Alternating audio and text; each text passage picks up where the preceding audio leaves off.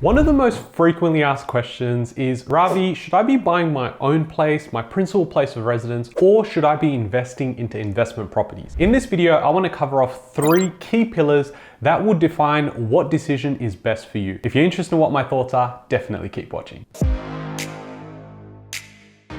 Hey guys, my name's Ravi and welcome back to Personal Finance with Ravi Sharma. If you're new here, smash that subscribe button because I talk about real estate, cryptocurrency, and financial freedom. Now, when I'm not here making YouTube videos for yourselves, I'm running a full service buyer's agency. Now, you can check out all the behind the scenes on this playlist, which will appear here, and I'll have a link in the description below as well for Behind the Agency, which is us showcasing what happens behind a buyer's agency, one of the fastest growing, I might add, which you'll find entertaining but also super valuable. So definitely go and check out those videos. Now, when making this decision, you've really got to have 3 key things as the pillars for the decision you're going to make. Now, I can tell you up front, I'm not going to tell you whether buying your own property or the investment property is better for you. All I'm going to suggest to you is why there's pros and cons to both, and you can then apply it to your own life and say, okay, this resonates more with myself in my position currently, and that's why this decision is better for me. And that, I think, is the best way to approach this, because there is not one solution for every single person that's listening. So I want to bring as much value as possible without being biased, and you might find at the end of this video, yes, I should buy an investment property, or no, I should continue my principal place of residence journey, and you go ahead and do that. Now, the 3 key pillars I want to cover off is number 1 is your borrowing capacity, number 2 is your lifestyle, and number 3 is long-term wealth building. Now, what I'll do is I'll also try my best to have some examples to illustrate my point so it's easier to understand. And again, you can just substitute your own numbers with these examples. Now, number 1 is borrowing capacity. Unfortunately, a lot of us don't really understand what this means when it comes to buying a principal place of residence or whether we buy an investment property. And to simplify things, the debt that you have attached to your own principal place of residence is not the same as an investment property. And I'm going to tell you why. When you go out there and say you purchase a $900,000 home, I assume living in Sydney, $900,000 might get you something. Now, if I go in with a 90% LVR, that means I'm putting a 10% deposit down, which is $90,000. Now, if I go ahead and do that, my debt will be $810,000. On that debt, I have a few expenses. Number 1, and by far will be the most expensive, is your interest repayments. So your interest on the home loan that you've just taken out. I'll have council rates, water rates. I'll also have some insurances and any maintenance fees that pop up as well. Now, all of these expenses are going to be the same for an investment property, with one key difference. The key difference here is that the debt attached to your principal place of residence is not tax deductible. And what I mean by that is that I can't say at the end of the year to the ATO, look, I've got my own property and all of these expenses means you shouldn't really be taxing me at my dollar value right now. What you should be saying is, this is my income from my job or from my business, and look at all the expenses I have because I own this home. Therefore, you should tax me on one minus the other, which means I will reduce my taxes. That's not how it works for your principal place of residence. However, for your investment property, it definitely works like that. And that's where this term of negative gearing and positive gearing actually comes from. So if it's positively geared, positive cash flow is what they're referring to. So it means that my income is higher than my expenses. It's positively geared, which means in that case, you're going to get taxed more. But in most cases right now, with interest rates where they're at, hovering close to 6.5% and 7.5%, you're most likely going to be in a negative cash flow territory. So the other key difference that you'll find with an investment property when it comes to your borrowing capacity is the income you generate from that property. Because if you live in your principal place of residence, you're not generating an income, you're just living in there. When you have that investment property, you've got rental income coming through. So you've got income and you have the expenses that I just discussed. And in this case, in 2024, most properties will be negatively geared anywhere between $5,000 and $15,000 to $20,000, depending on where you're purchasing. So if you're negative by $10,000, at the end of the year, you can go to the ATO and say, look, it's unfair that you tax me at this rate because I'm actually losing money by having an investment property. Now, this is a very contentious topic because a lot of people will come out and say, well, that was your choice. Why should you get tax incentives because of that? And on the flip side, the investor could say, well, I'm actually providing some value by having an investment property out there. It provides one more property for people to rent out. I'm not going to get involved in this conversation, but the other key thing that you can also claim is depreciation. If your property is younger than 40 years, then you could go and claim a tax depreciation, which in the ATO's eyes is saying, well, look, my house is actually depreciating in value because land appreciates, buildings depreciate, And because of that reason, you should reduce how much taxable income I've actually got, and therefore creating a greater tax incentive for you in that case. So when it comes to the tax situation, and I'm by no means a tax expert, you will find that there are better tax advantages when you buy an investment property versus your own principal place of residence. But when it comes to the borrowing capacity, you've got to understand that in the bank's eyes, they can actually substitute the expenses that you have on your investment property with some income. Now, it's not going to substitute it completely, especially with the buffer rates and where interest rates are at the moment, but it won't negatively impact your borrowing capacity as much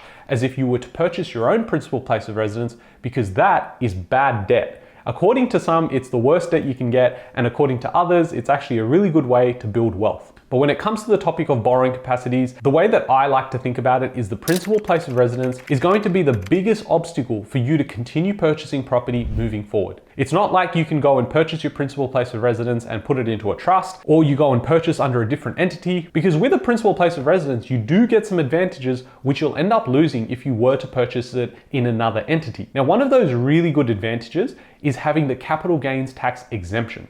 Now, if you purchase a property and you live in it and you decide to sell it 6 years, 10 years, 15 years later, you don't get taxed at all. And that's such a key driver as to why people go and opt in to purchase a principal place of residence. But if you're someone that's sitting there saying, I want to purchase my own place, take advantage of the capital gains tax incentives, and then I want to go and purchase my investment properties, you might be in for a surprise.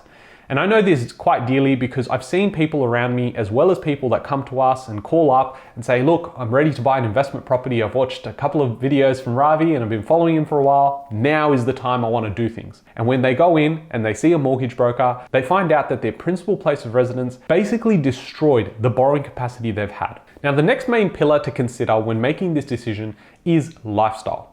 Now, I have no idea what your situation looks like, so I'm going to use my own situation, and again, you can substitute it with your own situation, especially if you don't even live in Sydney. Now, in my case, I live in Sydney, and Sydney is very expensive, and I have the choice to go out there and purchase a principal place of residence, or I can continue renting. Now, if I was to go out there, and let's address the elephant in the room, and no, I'm not talking about myself because I had KFC last night. I'm talking about rent being dead money. If you simply go out there and say, I'm gonna rent and I do nothing else with my money, then yes, it will be dead money. But if you go in for the concept of rent vesting, which is renting while you're investing, then rent can actually be a really good tool. Now, let's think about this with an example. If I live in Sydney and I have a capacity to purchase something for $600,000, I most likely can only afford a unit in Western Sydney with $600K. Now, I may have dreams and aspirations to have a house, and I have a family, so a unit is simply not going to be enough. I might have the ability to purchase a townhouse in greater southwest of Sydney, so about 50 kilometers away from the city. I could go and do that, and that's my capacity gone, but now I've got this property. Now, let's say my work situation means that I have to travel to work to the city. Now I've just added potentially 45 minutes to an hour each way in travel time. What happens if I have all of my friends live on the other side of the bridge? Now I've added another obstacle to going and seeing them on a regular basis. And what happens if I've got kids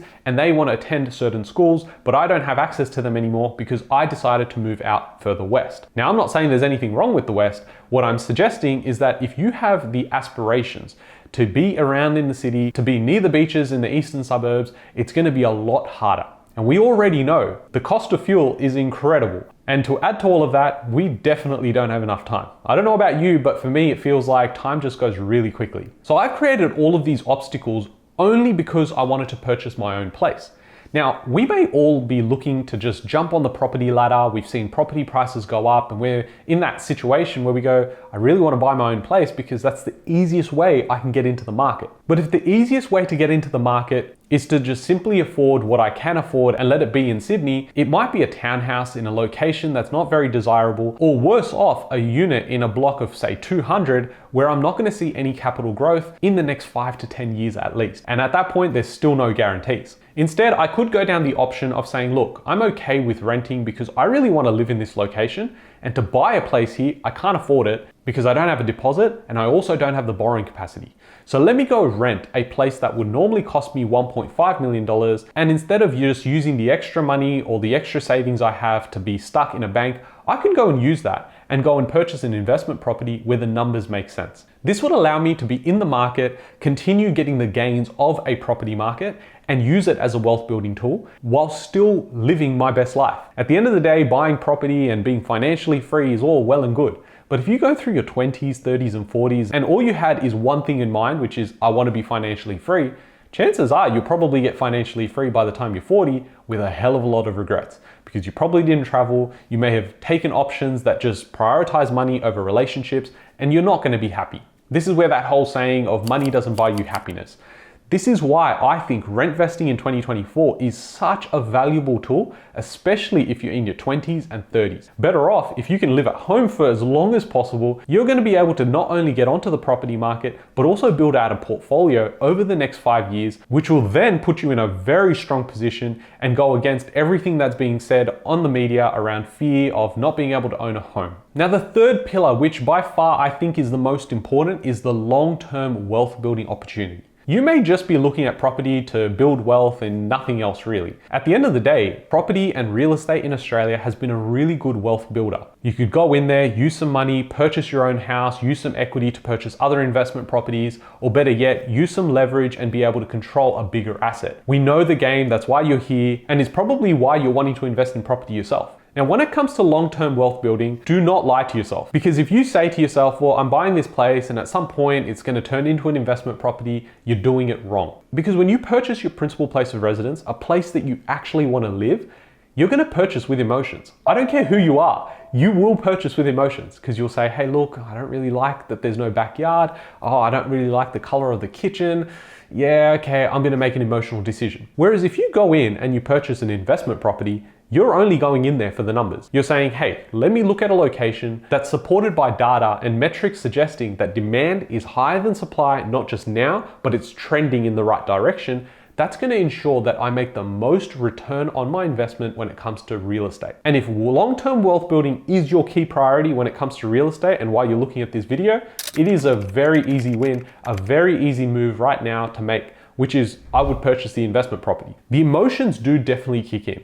Because if you're someone that has moved around a lot when you were younger and you were renting a lot, or now you've got a family or you're planning to have a family and you're saying, I don't really want to pick up and move every 12 months, I totally get it. And in that case, you're going to prioritize moving into your own place. There is honestly something special about owning your own place, no matter how small or how big it is. So I definitely relate to that, especially because I hear so many different stories from my team when people are contacting us. And this really comes down to your self-awareness and your priorities. No, because you purchased it with emotions to live in there first. You also have no clear direction as to when you're going to execute on that. And I'm going to generalize here, but 99% of people are buying their own home. And when they go and move from that home, it's to go and upgrade. And so generally you say, well, okay, I've become a property investor by accident because I don't want to sell the first property. I'll keep it, I'll get a tenant in there, and now I stretch myself to go and purchase another property.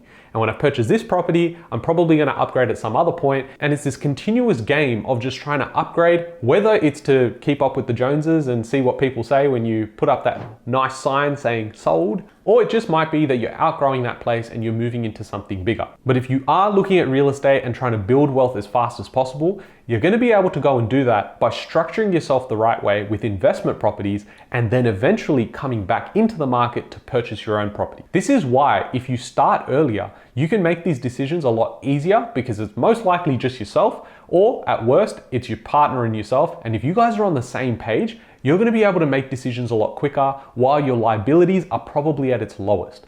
You're willing to move to different areas, you're willing to take chances when it comes to employment, but when you have a family, it becomes a lot harder. You also then need more space as well. And that's why when you're making these decisions, you shouldn't just sit on the sidelines and say, oh, I'll wait a couple of months and see what happens. Or, hey, the market's supposed to crash, I'm probably gonna wait so that I can get a better deal, and only to realize 6 months have passed and nothing notably has changed when it comes to prices. In fact, they actually went up. And that then gets you out of those markets and suddenly you're so demotivated, you just don't wanna buy anything. And that's why action is key. So you're here, it's amazing, you're watching these videos, you're smashing like buttons and you're subscribing, and be honest with yourself. If you're someone that's been putting it off for a while to go and make that action, make that move, you need the right team around you, and I wanna be part of your team. I'm gonna actually leave our office phone number, which rings on the table that I sit on, so you can chat to a team member and figure out what the next move actually looks like. Now you may decide to walk away and say, hey, that was a great 5-minute conversation and I achieved nothing. Or more likely, you've actually explored something and you might be going down and you might actually start making some moves. I hope you guys have enjoyed this video. And as I said at the beginning, there is no real answer,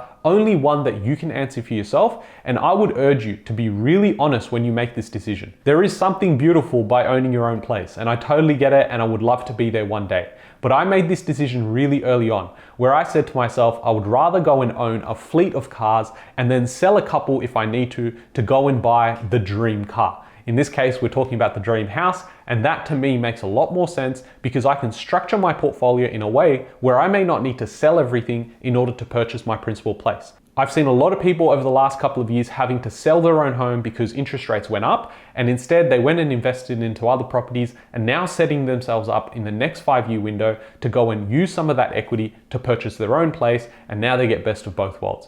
I hope you guys have enjoyed this one. I'll catch you guys in the next one. Thanks guys.